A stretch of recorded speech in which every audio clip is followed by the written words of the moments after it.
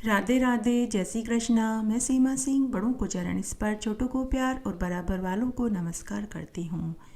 आज मैं आपको लोबिया जी की कहानी सुनाने जा रही हूँ।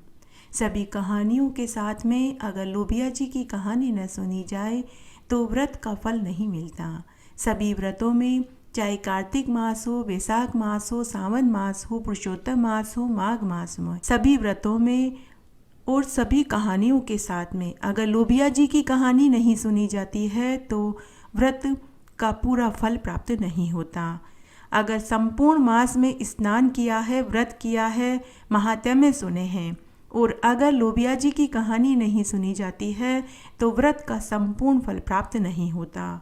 वह व्रत लोबिया जी के नाम चला जाता है। आइए अब हम लोबिया जी की कहानी सुनते हैं ताकि हमें हमारे व्रत का संपूर्ण फल प्राप्त हो। एक बार एक लोभी था। वह भगवान विष्णु को खुश करना चाहता था और अमर होने का वरदान मांगना चाहता था।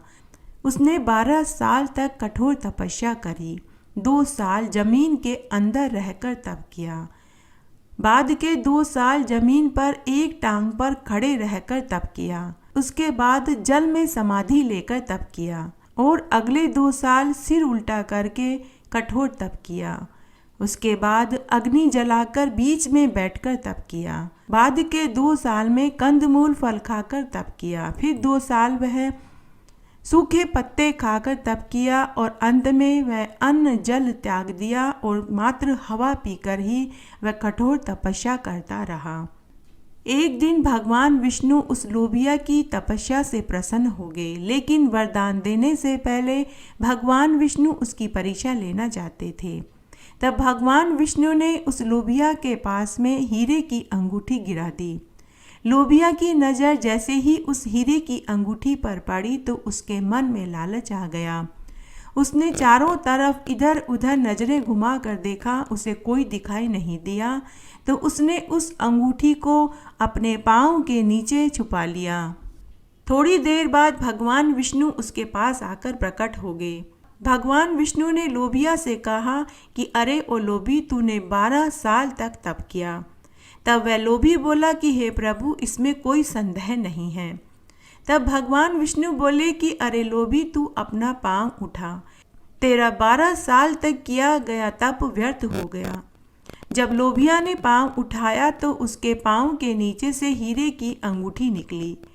लोभी अपने लोभ के लिए भगवान विष्णु से क्षमा मांगने लगा और रोने गिड़गिड़ाने लगा। लोभिया भगवान विष्णु से बोला कि हे प्रभु, मुझे क्षमा कर दीजिए। मैंने जो लोभ किया वह एक मानव मन और तन के कारण हो गया। हे प्रभु, आप मुझे क्षमा कर दीजिए। वह करुण रुदन करने लगा। भगवान विष्णु ने कहा कि तू मांग, मैं तुझे वरदान देना चाहता हूँ।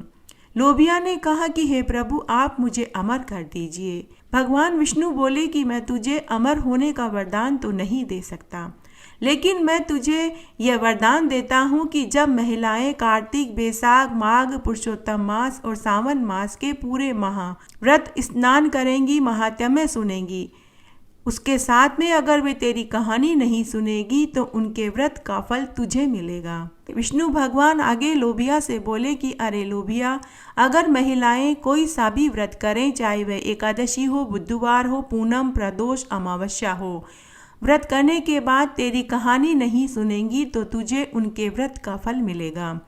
इसलिए कोई सा भी व्रत करें, व्रत का संपूर्ण फल पाने के लिए व्रत की तीसरी या चौथी कहानी लोबिया जी की जरूर सुननी चाहिए, जिससे कि व्रत का संपूर्ण फल प्राप्त हो।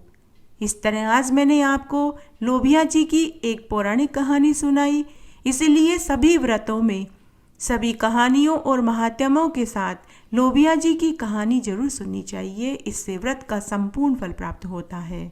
घटती हो तो पूरी हो, पूरी हो तो परवान चढ़े, भूले बिसरे नाम तेरे भंडार में भरे। इस तरह आज मैंने आपको लोबिया जी की एक पौराणिक कहानी सुनाई। आशा करती हूँ ये आपको जरूर पसंद आएगी। मेरे साथ बने रहने के लिए आपका धन्यवाद। आगे की कथा कहानी के लिए भी आप इसी तरह मेरे साथ बने रहें। धन्यवाद।